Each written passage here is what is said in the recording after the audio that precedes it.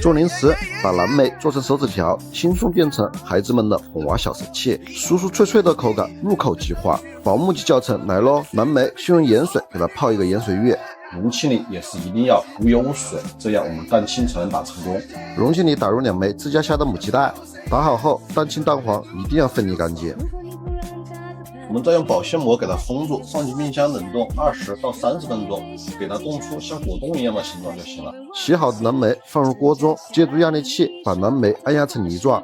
咱们熬果酱的时候一定是小火慢熬，一边熬一边搅拌，千万不要开大火，那样容易破坏花青素，做出来的蓝莓就是黑色的。熬5分钟左右，熬好的果酱给它过筛一遍。配比跟着我这个来，蓝莓酱25克，白粉30克，疯狂的搅和均匀。冻好的蛋清加点柠檬汁去腥。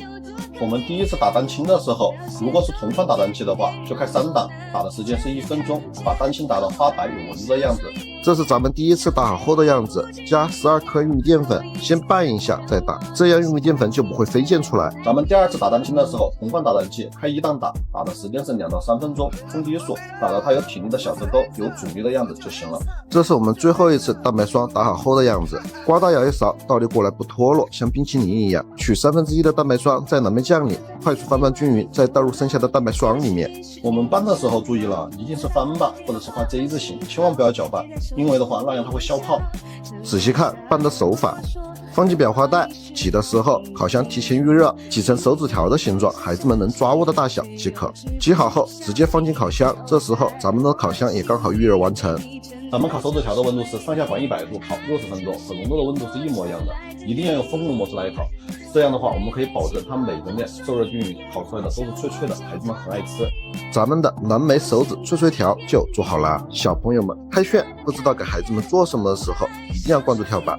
做饭不需要加1滴水就可以做出从小吃到大的南瓜馒头，尤其是要追肉的小朋友一定要试一试。南瓜去皮切薄片是为了蒸的时候更容易熟透。放上蒸锅，大火蒸15分钟。蒸好后的南瓜是用筷子轻轻一碰就很软烂。蒸熟的南瓜等放凉了后再加酵母粉，南瓜按压成泥状。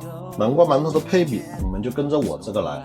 200克的南瓜泥，2克酵母粉，搅和均匀。1斤面粉200克，想偷懒就跟我一样，可以选择厨师机来揉。如果咱们用手揉的话，差不多要揉10分钟左右。这是咱们第一次面团揉好后的样子，面团放揉面垫上。厨师机揉好后，咱们只需要再简单的把面团揉光滑即可。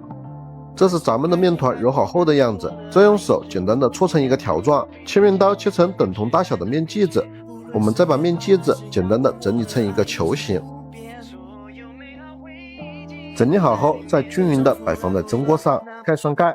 咱们第一次面团醒发至1.5倍大，醒发时间差不多在50分钟左右。这是咱们第一次醒好后的样子，再盖上盖。醒好后我们上锅蒸15分钟，焖1分钟就可以了。咱们的南瓜馒头就做好了。小朋友们开炫不知道给孩子们做什么的时候，一定要关注跳板。